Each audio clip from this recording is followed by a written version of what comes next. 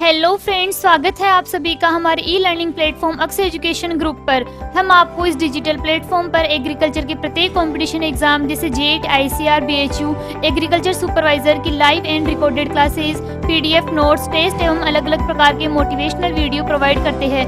दोस्तों, हमारा मकसद कम समय में गुणवत्ता युक्त शिक्षा प्रदान करना है जो आपको बेहतर से बेहतरीन बनाने का कार्य करेगी। चैनल को सब्सक्राइब करना ना भूलें। नमस्कार दोस्तों, अक्षय एजुकेशन के ई लर्निंग प्लेटफॉर्म पर आप सभी का स्वागत करता हूं। मैं सुरेश चौधरी, फैकल्टी ऑफ राजस्थान जी के।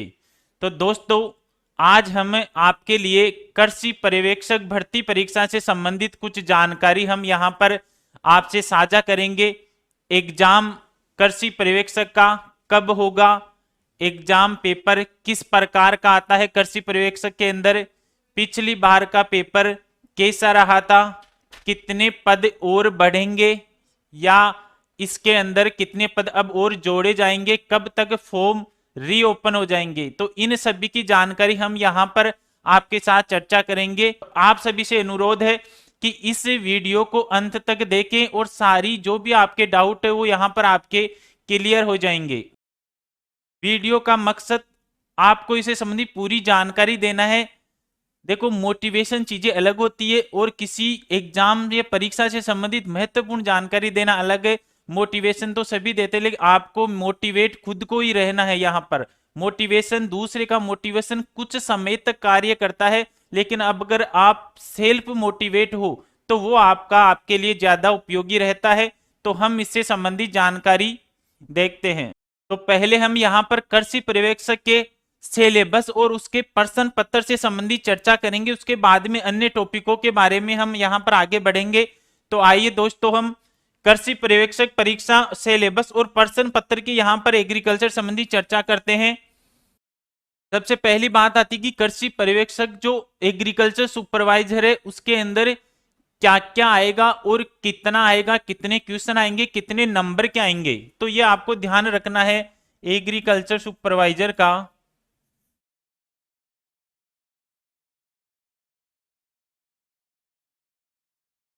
एग्रीकल्चर सुपरवाइजर के अंदर आपके 3 सब्जेक्ट आएंगे। कितने आएंगे? 3।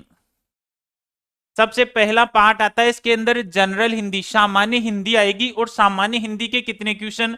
15 क्वेश्चन आते हैं और एक क्वेश्चन 3 नंबर का आएगा। तो कितने नंबर के हो गए आपके? 45 नंबर की हिंदी आएगी। दूसरा पार्ट है आपके जनरल नॉलेज, और जनरल नॉलेज सामान्य ज्ञान किसका आएगा? राजस्थान का। राजस्थान का जीके आएगा, जिसमें राजस्थान की हिस्ट्री आ जाएगी, कल्चर हो जाएगी और राजस्थान की ज्योग्राफी। कितने क्वेश्चन आते हैं इसके? 25 क्वेश्चन आएंगे आपके। कितने आएंगे? तीनों के मिलाकर इसमें 25 क्वेश्चन आएंगे। राजस्थान के 3 डिवाइड है यहाँ पर पार्ट, और यहाँ पर कितने नंबर के हो गए ये? 75 नंबर का। तो जीके कितने नंबर का? इसमें 75 नंबर का आएगा। तीसरा और मेन पार्ट है आपका इसमें एग्रीकल्चर का। किसका है? एग्रीकल्चर। एग्रीकल्चर की भी आपके अलग अलग डिवाइडेशन आएंगे। एग्रोनॉमी आएगी एक, दूसरा पार्ट है इसका हॉर्टिकल्चर, और तीसरा कौन सा है? एनिमल। तीनों में से ही समान क्वेश्चन आते हैं इसमें 20-20, और तीनों को मिलाकर टोटल क्वेश्चन कितने हो गए आपके? 60 क्वेश्चन हो गए एग्रीकल्चर के। और कितने नंबर के हो गए? 180 नंबर के। तो क्वेश्चनों की संख्या टोटल कितनी आएगी आपके प्रश्न पत्र में? 100 प्रश्न आते हैं। कितने आते हैं? 100। और कितने नंबर का आएगा वो पेपर आपका? 300 नंबर का पेपर। 100 क्वेश्चन और पेपर कितने नंबर का? 300 नंबर का आएगा आपके। तो किस प्रकार क्वेश्चन आएंगे, कैसी नेगेटिव मार्किंग रहेगी आपके, कितना टाइम मिलेगा आपको एग्जाम के अंदर। तो दोस्तों, जो कृषि पर्यवेक्षक एग्जाम है उसके अंदर आपका जो प्रश्न पत्र का पैटर्न है वो इस प्रकार का रहने वाला है। वैकल्पिक प्रश्न आएंगे आपके। कैसे आएंगे? वैकल्पिक, ऑब्जेक्टिव वाले। लिखना नहीं है आपको, इसमें राउंड गोले भरने हैं। तो ऑब्जेक्टिव क्वेश्चन आएंगे, 4 विकल्प दिए होंगे, जो सही होगा उसको आप राउंड करके भर दो फुल। तो ऑब्जेक्टिव पे प्रश्न आएगा। अधिकतम पूर्णांक कितने नंबर का आएगा आपके? 300 अंक का पेपर। कितने अंक का आएगा पेपर? 300 अंक का पेपर रहेगा। प्रश्नों की कुल संख्या कितनी रहेगी? 100 रहेगी। कितने क्वेश्चन आएंगे तीनों के मिलाकर? हिंदी, जीके और एग्रीकल्चर 100 क्वेश्चन। प्रश्न पत्र की अवधि कितने घंटे की रहेगी? आपको 120 मिनट मिलेंगे, यानी 2 घंटे का समय मिलेगा 100 क्वेश्चन हल करने के लिए। पर्याप्त है, आसानी से। प्रत्येक पर्सन के 3 अंक होंगे, यानी एक क्वेश्चन कितने नंबर का होगा? 3 अंक का होगा एक क्वेश्चन। और प्रत्येक गलत उत्तर के लिए 1/3 अंक क्या किए जाएंगे? काटे, यानी माइनस। माइनस मार्किंग कितनी होगी? 1/3 होगी माइनस मार्किंग इसमें। अगर आपने 3 क्वेश्चन गलत कर दिए तो आपका एक सही क्वेश्चन उससे माइनस हो जाएगा, तो माइनस मार्किंग 1/3 है। तो माइनस मार्किंग का भी इसमें विशेष ध्यान रखना है। तो ये आपका इस प्रकार का पैटर्न रहेगा। अब पिछली बार जो 2018 के अंदर एग्जाम होता कृषि प्रवेशक का, तो आपकी जो कट ऑफ है लगभग 80 प्लस गई थी। जनरल ओबीसी बॉयज की कितनी गई है? 80 प्लस, और गर्ल्स की रही थी 78 प्लस, यानी 75 से तो प्लस ही रहेगी। नीचे से नीचे भी आपकी कट ऑफ मेन कैटेगरी अपन मानते हैं। तो इस बार भी आपकी अगर तैयारी ऐसी होनी चाहिए कि आपको 85 प्लस की तैयारी करके रखो। आप कितनी रहनी चाहिए? 85 प्लस की तैयारी, तब आपका सिलेक्शन श्योर है इसके अंदर। तो आगे हम देखते हैं कि किस प्रकार का सिलेबस आएगा इसमें। तो दोस्तों, हिंदी के 15, जीके के राजस्थान के 25 और एग्रीकल्चर के कितने क्वेश्चन? 60 क्वेश्चन। तो हम जो पोर्शन लेंगे, मैं अपने राजस्थान जीके पोर्शन लूंगा। कौन सा पोर्शन है? राजस्थान जीके। और राजस्थान जीके का इसमें सिलेबस क्या क्या है वो आपको पता होना चाहिए। कि राजस्थान का सामान्य ज्ञान इसके अंदर आएगा 75 नंबर का। क्वेश्चन कितने आएंगे? 25 क्वेश्चन आएंगे आपके। क्या क्या दे रखा है इसके अंदर? सबसे पहले राजस्थान के भूगोल दे रखा है, तो उसमें एक टॉपिक तो राजस्थान का भौतिक विभाजन है, दूसरा राजस्थान की जलवायु है, तीसरा है प्रमुख पर्वत है, चौथा है इसमें नदियां, और पांचवा है इसके अंदर फसलें। तो ज्योग्राफी के 5 टॉपिक है। ये मरुस्थल आपका इसी में आ जाता है, भौतिक विभाजन के अंदर ही। तो ज्योग्राफी के अंदर से आपके लगभग 4 क्वेश्चन आएंगे एग्जाम में। कितने क्वेश्चन आएंगे? आपका डिवाइडेशन भी ध्यान रहना चाहिए कि किसको ज्यादा पढ़ूं और किस सब्जेक्ट को कम पढ़ूं। पढ़ना आपको है, लेकिन स्मार्ट स्टडी जरूरी है।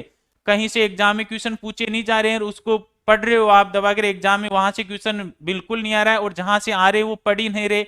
तो ये भी आपको पता नहीं लगभग कितने आएंगे। ज्योग्राफी से 4 क्वेश्चन के आसपास आएंगे लगभग।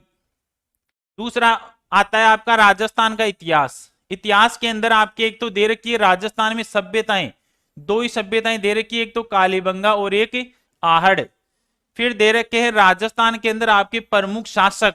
राजा भी पूरे नहीं है। अब बुक्स क्या होता है, बुक्स के अंदर तो सारे राजा दे रखे हैं, लेकिन यहां पर आपके पर्टिकुलर राजा बुक्स में से मेन राजा उठा कर दे रखे हैं।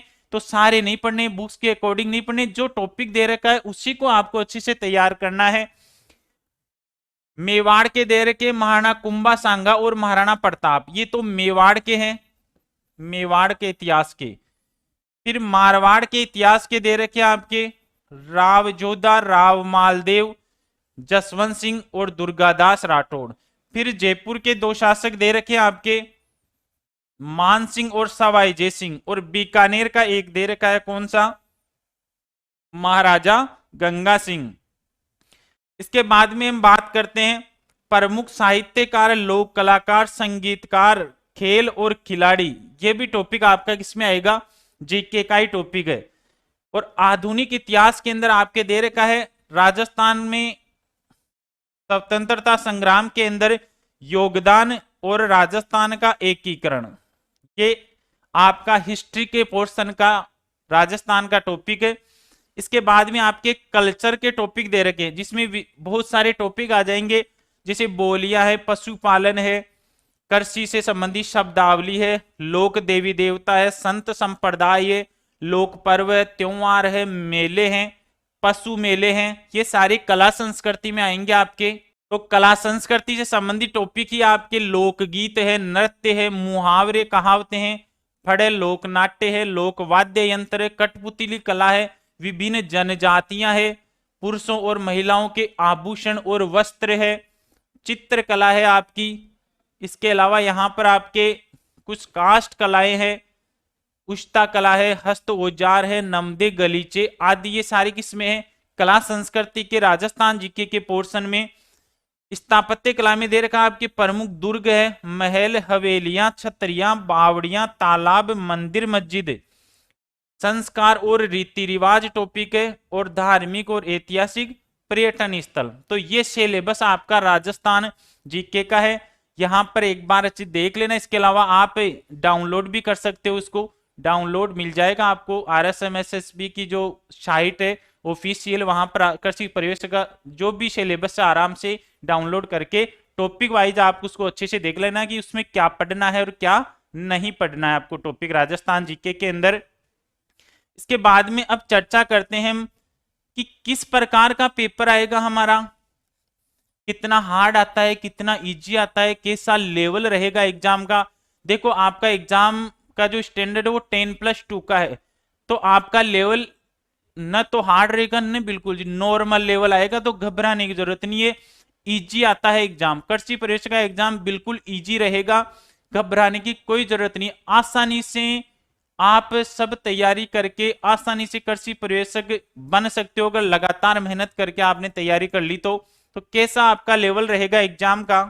तो दोस्तों हम जो राजस्थान जीके के आपके जो 25 क्वेश्चन आए थे पिछली बार कृषि सुपरवाइजर में, वो क्वेश्चन आपको यहाँ देखेंगे और उन पर सही उनका आंसर क्या रहा है और कैसा लेवल है एग्जाम का वो आपके आसान समझ में आ जाएगा। तो इनको क्वेश्चनों को हम यहाँ देखते हैं।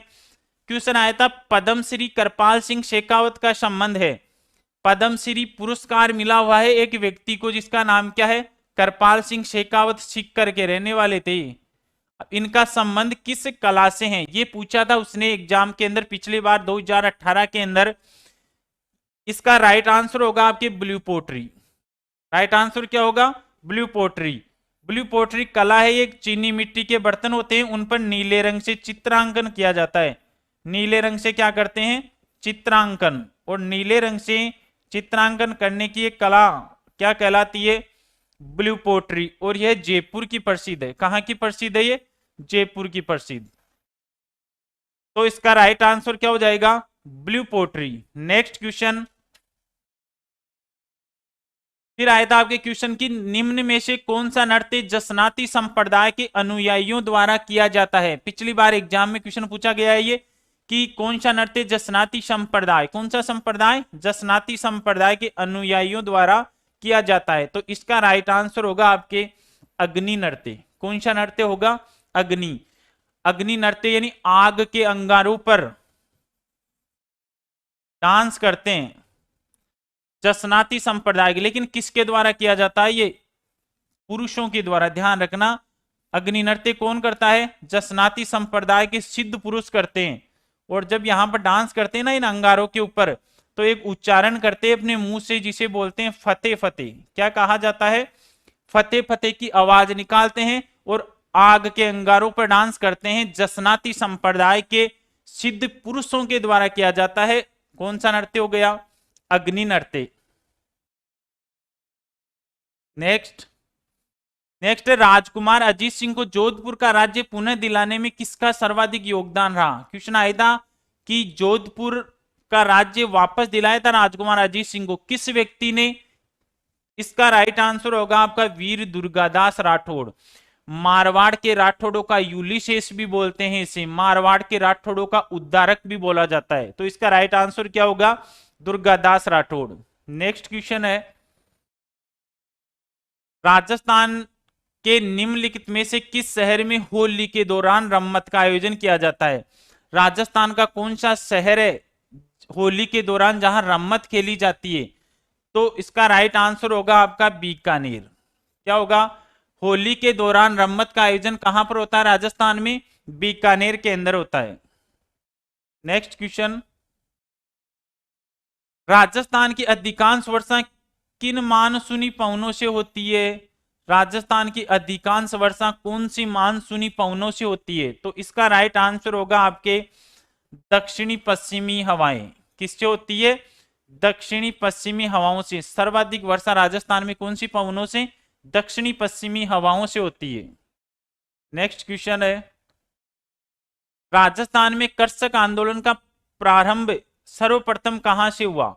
राजस्थान में कर्षक यानी किसान आंदोलन सबसे पहले मेवाड़ से प्रारंभ हुए थे और मुख्य थे कहां से? बिजोलिया। राजस्थान का सबसे बड़ा किसान आंदोलन मानते हैं इसे, सबसे बड़ा। राजस्थान क्या भारत का ही मान लो सबसे बड़ा। 44 वर्ष चलाता है। कितने वर्षों तक चलाता है ये? 44 वर्षों तक। और बिजोलिया जगह पड़ती है भीलवाड़ा के अंदर। बिजोलिया जगह कहां पर है? भीलवाड़ा के अंदर। तो कर्षक आंदोलन का प्रारंभ में इसका राइट आंसर क्या माना गया था? बिजोलिया। नेक्स्ट क्वेश्चन है, राजस्थान की भाषा के लिए राजस्थानी शब्द का प्रयोग सर्वप्रथम किसने किया था? राजस्थान की जो भाषा है उसमें राजस्थानी शब्द का सबसे पहले प्रयोग करने वाला व्यक्ति, इसका राइट आंसर हो जाएगा 3 नंबर, जॉर्ज अब्राहम ग्रिसन ने किया था। अपनी बुक थी उसके अंदर लिंग्विस्टिक सर्वे ऑफ इंडिया। कौन सी बुक के अंदर किया था? लिंग्विस्टिक सर्वे ऑफ इंडिया के अंदर। तो इसका राइट आंसर क्या हो जाएगा? George Abraham Grierson. Next question आ जाओ। हाँ, राजस्थान राज्य डेयरी विकास निगम की स्थापना किस वर्ष हुई है? क्वेश्चन आया था आपके पिछली बार सुपरवाइजर में, राजस्थान राज्य डेयरी विकास निगम की स्थापना। इसका राइट आंसर होगा 1975। कब हुई थी इसकी स्थापना? 1975 के अंदर। नेक्स्ट आओ क्वेश्चन अगला, संत गुणसागर और दूसरा है नाममाला, ये ग्रंथ है दोनों। क्या है? ग्रंथ। और ये किस संत के द्वारा लिखे गए हैं? और इसका राइट आंसर होगा दादू दयाल जी के द्वारा। किसके द्वारा लिखे गए हैं ये? दादू दयाल जी। दादू दयाल जी हमारे जो जयपुर के अंदर स्थान पड़ता है नारायणा या नरेना, वहां से संबंध है इनका। और जयपुर के जो शासक थे मान सिंह, उनके समकालीन थे ये। कौन है? दादू दयाल जी। तो इसका राइट आंसर होगा दादू। नेक्स्ट क्वेश्चन है, निम्न को सुमेलित करो। इधर तो नदियां हैं और इधर है आपका उद्गम। उद्गम बोलते हैं नदी का निकलना, कहां से निकली है नदी। ये बहुत इंपॉर्टेंट, इस प्रकार के क्वेश्चन ही आते हैं नदियों में से, और लगभग एग्जाम में इसी तरीके का ज्यादातर क्वेश्चन आता है। उद्गम आपको सभी नदियों के ध्यान रखने पड़ेंगे। पहले ये लूणी नदी, फिर बेड़च नदी, फिर सोम नदी और फिर माही नदी। तो लूणी नदी का उद्गम होता है अपने अजमेर के नाग पहाड़ से। कहां से होता है? नाग पहाड़ अजमेर। बेड़च नदी का उद्गम होता है उदयपुर से, गोगुंदा की पहाड़ियां उदयपुर से होता है। सोम नदी का उद्गम होता है पिच्छामेड़ा की पहाड़ियां, ये भी कहां पर है? उदयपुर के अंदर ही है।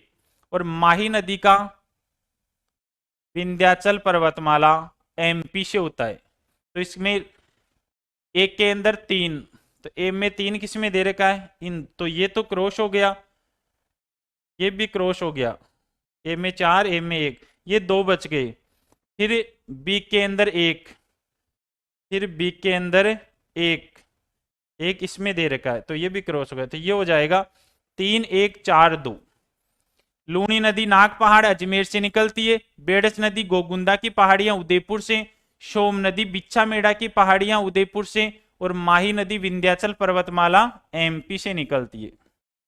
नेक्स्ट क्वेश्चन, एकलिंग महात्म्य किस भाषा में लिखा गया ग्रंथ है? एकलिंग महात्म्य ग्रंथ है ये, और ये कौन सी भाषा का ग्रंथ है? राइट आंसर होगा संस्कृत भाषा में। किस भाषा में लिखा गया था? संस्कृत भाषा के अंदर लिखा गया था। और ये लिखा था कान्हा व्यास ने। किसका ग्रंथ है ये? कान्हा व्यास का ग्रंथ है। ध्यान रखना, एकलिंग महात्म्य ग्रंथ के रचयिता कौन थे? कान्हा व्यास। लेकिन इस ग्रंथ का जो पहला भाग था ना, फर्स्ट भाग, उस भाग का नाम था राजवर्णन।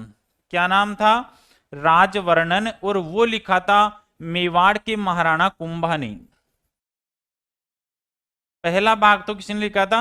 महाराणा कुंभा ने। लेकिन इसमें डायरेक्ट पूछा गया है कि एकलिंग महात्म्य में पूछ ले तो किसने लिखा है?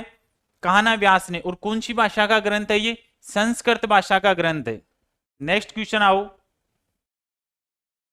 क्वेश्चन आया था पिछली बार आपके एग्जाम में कि बीजा और माला राजस्थान की किस जनजाति की शाखाएं हैं। बीजा और माला इससे पहले भी आ चुका है, ये कृषि परिवेशक में 2 बार पूछ लिया इस एग्जाम में, एग्जाम्स के अंदर। बीजा और माला, और राइट आंसर होगा सासी जनजाति। किसकी है ये शाखाएं? सासी जनजाति आएगा इसमें राइट आंसर। नेक्स्ट क्वेश्चन, चूप नामक आभूषण का संबंध है। चूप नामक आभूषण, आभूषण पहनती है महिलाएं।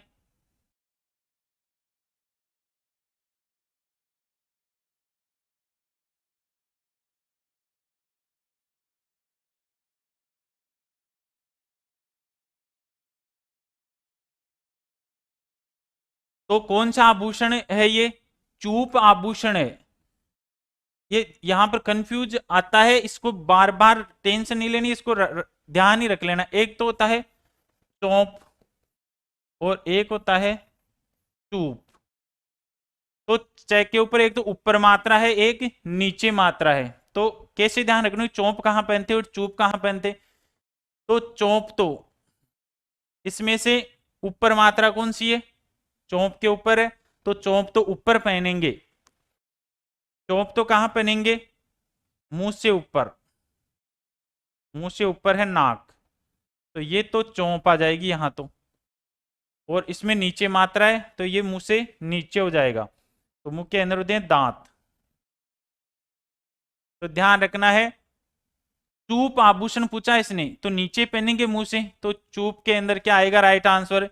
दांत आ जाएगा। क्या आ जाएगा? दांत। और अगर चौप पूछ ले तो क्या करना है आपको? नाक करना है। नेक्स्ट क्वेश्चन है, राजस्थान कबीर यात्रा का संबंध किस क्षेत्र से है? पिछली बार के एग्जाम में क्वेश्चन आया था, ये राजस्थान कबीर यात्रा का संबंध किस क्षेत्र से है? तो इसका राइट आंसर होगा गायन क्षेत्र। कौन सा क्षेत्र माना है? गायन क्षेत्र से था। नेक्स्ट क्वेश्चन, निम्न में से कौन सी झील जगमंदिर व जगनिवास के लिए प्रसिद्ध है? जगमंदिर और जगनिवास है क्या? ये महल है। जगमंदिर और जगनिवास क्या है? महल। और कौन सी झील के अंदर बने हुए हैं ये बने हुए हैं आपके, राइट आंसर होगा पिछोला झील के अंदर। पिछोला झील है आपकी उदयपुर के अंदर। कहां पर है? फतेह सागर भी उदयपुर में ही है। आना सागर आपकी अजमेर में है। और जयसमंद झील भी आपकी कहां पर है? उदयपुर में। तो ज्यादातर झीलें ही उदयपुर में है। उदयपुर को झीलों की नगरी के नाम से जाना जाता है, the city of lakes.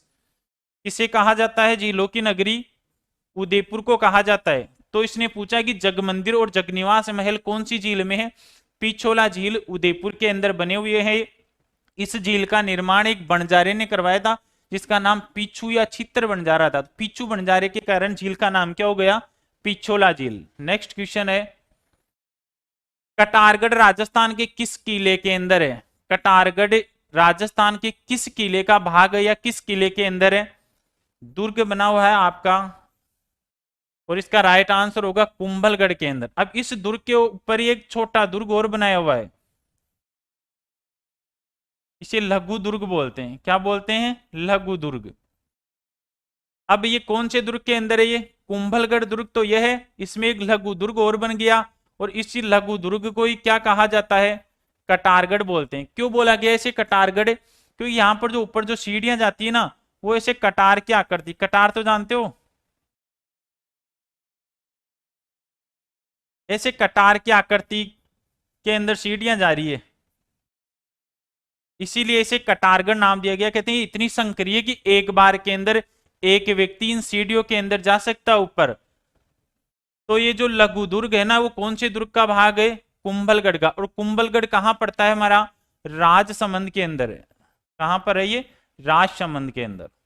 Next question है, निम्न में से असंगत युग्म को छांटिए। असंगत मतलब जो गलत है। पिछली बार एग्जाम क्वेश्चन आया था कि कौन सा गलत है इसमें। ग्रीष्म महोत्सव माउंट आबू, राइट है ये। चंद्रभागा मेला कहाँ लगता है? झालावाड़ में लगता है, ये भी सही है।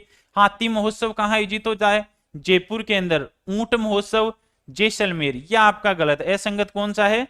ऊंट महोत्सव वाला हो जाएगा। ऊंट महोत्सव कहाँ लगता है? फिर राइट क्या होगा इसका? ऊंट महोत्सव लगता है बीकानेर के अंदर।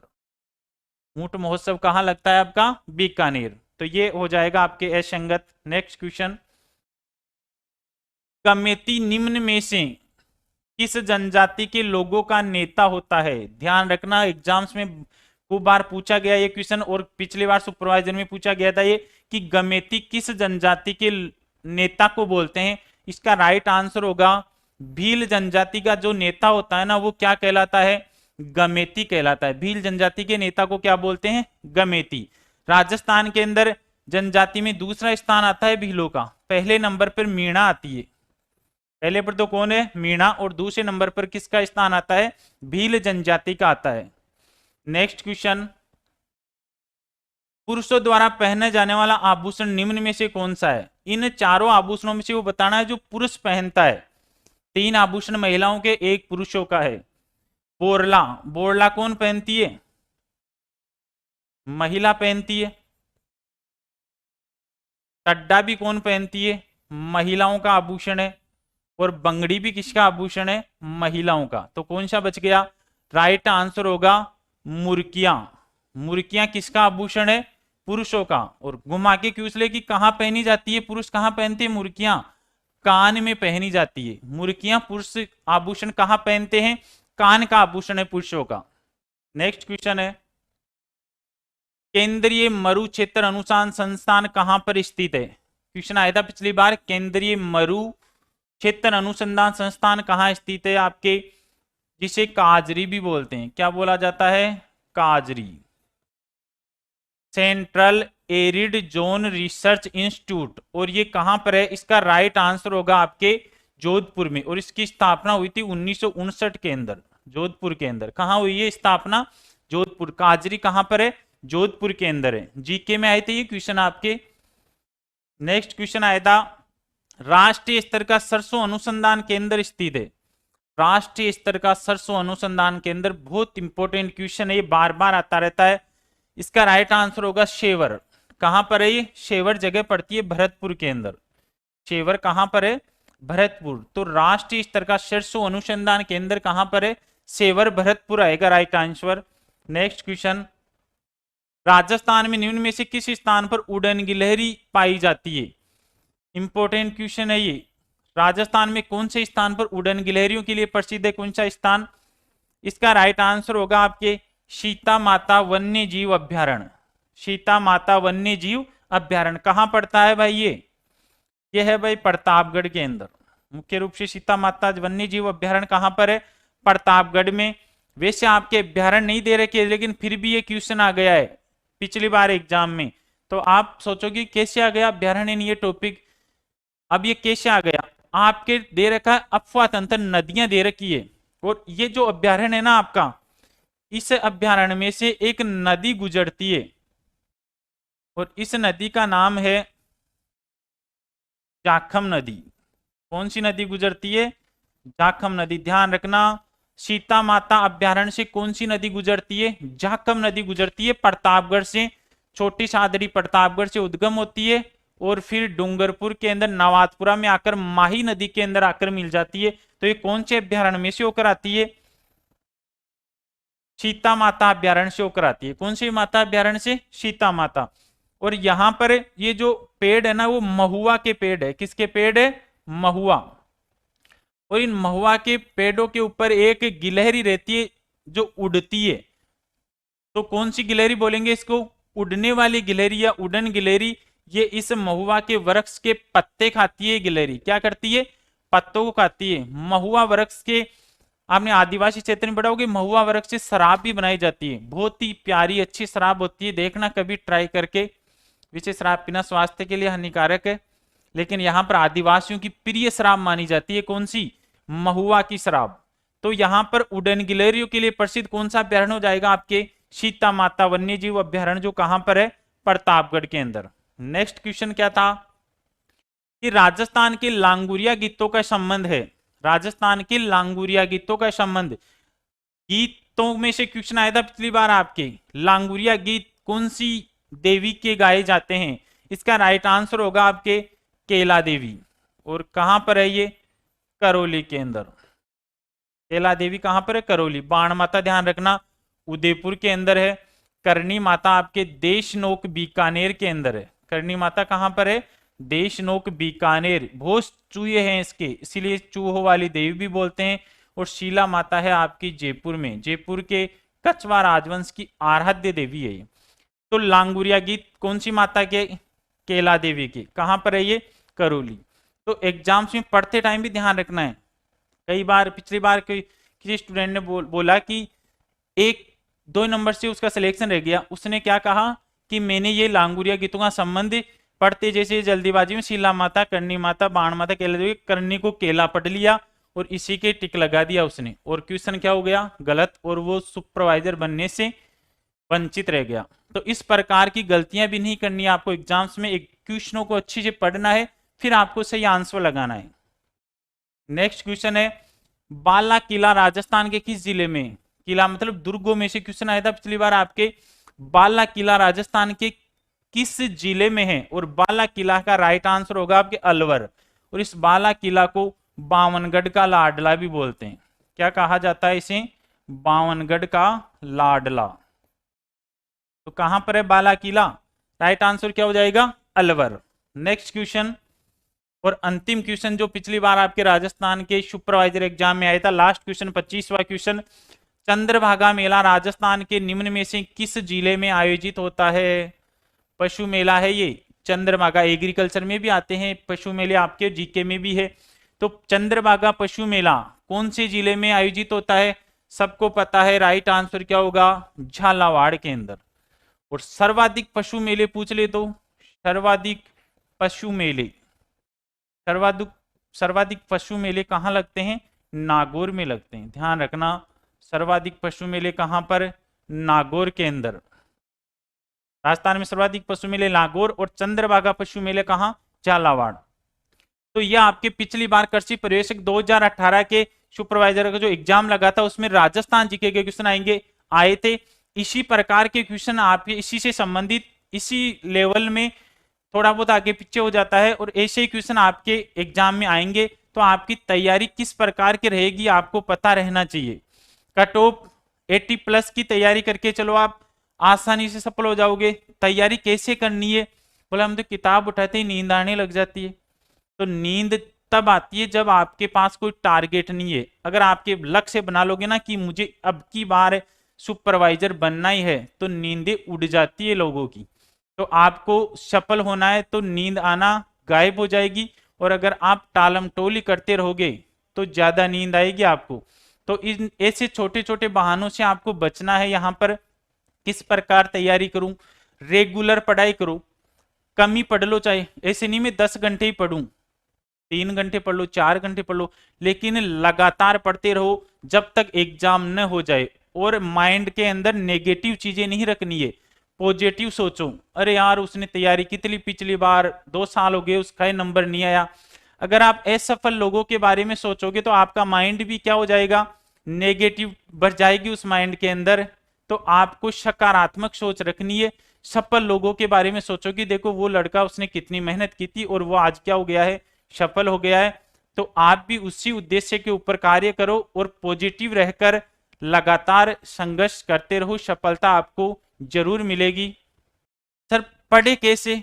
अब कैसे पढ़ते हैं? दुनिया ही पढ़ती है, बुक्स सबके पास, आपके पास कोरोना काल हो गया, कोचिंग्स नहीं आ पा रहे हो तो किताबें आपके पास है। कोई भी एक अच्छी बुक ले लो नॉर्मल, उसको टॉपिक वाइज जो सिलेबस में दे रखा, एक्स्ट्रा नहीं पढ़ना आपको, फालतू चीजें नहीं पढ़नी, जो टॉपिक दे रखा है उसी को अच्छे से पढ़ लो। एक ही बुक को आप 10 बार पढ़ लो, बार बार रिवीजन करते रहो। कोचिंग में पढ़े हुए हो आप, या जो अब जो ऑनलाइन आपको पढ़ाया जाएगा उनके नोट्स बनाओ। देखो नोट्स क्यों जरूरी है? क्योंकि नोट्स में आपको सारा मैटर सारगर्भित रूप से और शॉर्ट में आपको मिल जाएगा। तो वो चीजें आपके लिए बहुत ही इफेक्टिव रहती है, जिन्हें आप आसानी से समझकर पढ़ सकते हो। और इसके अलावा लास्ट बात, एग्जाम में आज तक पुराने आए हुए क्वेश्चन, उनका रिवीजन आपके लिए बहुत ही जरूरी है। आए हुए क्वेश्चनों को बार बार रिवीजन करते रहो। लगभग ज्यादातर एग्जाम्स में उन्हीं क्वेश्चनों में से क्वेश्चन वापस रिपीट भी हो जाते हैं। तो क्वेश्चन प्रैक्टिस करना भी आपके लिए बहुत ही जरूरी है। और पढ़ने से आप ज्यादा पढ़ लोगे तो कोई ऐसे नहीं मैं बोला मैं तो पतला हो जाऊंगा या कहीं पढ़ाई में माइंड तो खराब नहीं हो जाएगा। मैंने तो आज तक कहीं देखा नहीं कि कोई ज्यादा पढ़ा हो और वो पतला हो गया, उसका माइंड खराब हो गया हो, या कोई पागल हो गया हो, या कहीं मर गया हो। कुछ समय के लिए आप सिस्टमेटिक ढंग से तैयारी करो, अपने जो घर वालों के सपने हैं उन सपनों को आपको पूरा करना है। और ये मौका है आपके पास में, मौके बार बार नहीं आते जिंदगी के अंदर। एक सीने के अंदर आग होनी चाहिए कि मुझे अब की बार तो सुपरवाइजर बन के दिखाना ही है। तो एक लाइन बोलना चाहूंगा मैं आपको, ना संघर्ष ना तकलीफ तो क्या मजा है जीने में, ना संघर्ष ना तकलीफ तो क्या मजा है जीने में। बड़े बड़े तूफान भी थम जाते हैं जब आग लगी हो सीने में, बड़े बड़े तूफान भी थम जाते हैं जब आग लगी हो सीने में। तो ऐसी आग जलानी है आपको, और हम आपके साथ में जो मेहनत कर रहे हैं उससे डबल मेहनत अगर आप करोगे तो जरूर आप सफलता प्राप्त करोगे। इस वीडियो को ज्यादा से ज्यादा लाइक शेयर और कमेंट करना है और अपने सभी दोस्तों के पास पहुंचाना है। धन्यवाद दोस्तों।